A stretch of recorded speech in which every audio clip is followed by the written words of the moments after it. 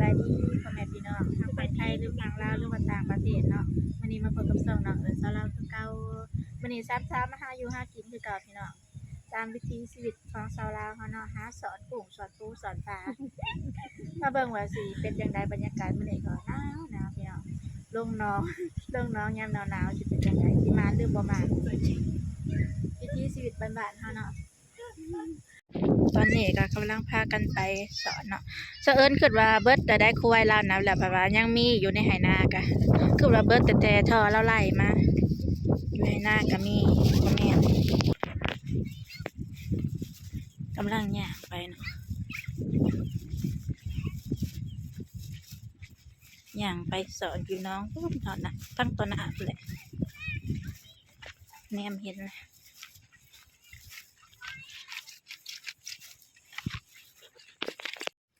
มาหอดแล้วทุกคนเซิร์นคิดว่าน้องที่เห็น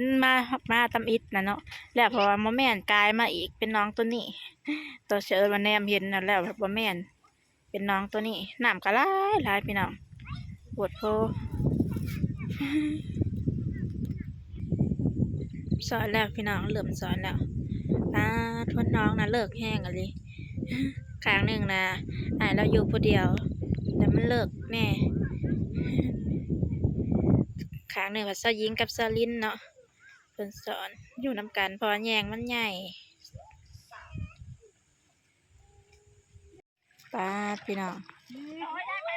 ของร้อยอีกแล้วเลิกแห้งพี่น้องจนอยากลิบคอลิบหัว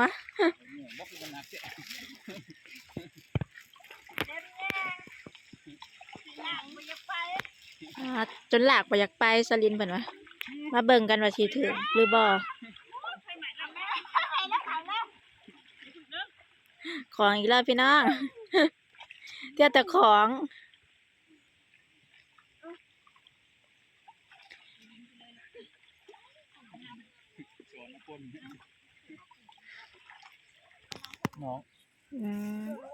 ได้ชำนี้แล้วซะยิงว่าบ่ได้คุ้มปานใดเพราะว่ามันของดูพี่น้องต่อหลายแยงใหญ่เด้ครับแยงใหญ่คนเอาบ่อยากแพ้นะนี่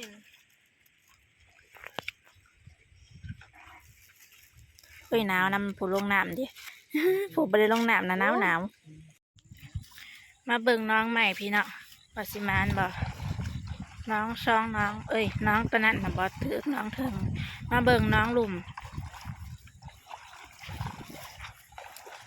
นะใครแน่เนาะเพราะว่าเพิ่นแห้งแล้วบกลงหลายเติบ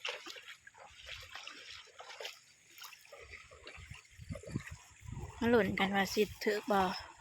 อย่าว่าน้องอันตื่นแต่มันใครกว่าน้องเลิกนี่ทุกคนสอน3 บาทเนาะ3 บาทก็ได้เช่นนี้เลยแต่กบน้ำตัวหนึ่งกับปู2-3 ตัวแล้วก็มีหอยน้ำเนาะจำนี่แหละวิธีชีวิตเนาะคนเฮาเนาะสาวลาว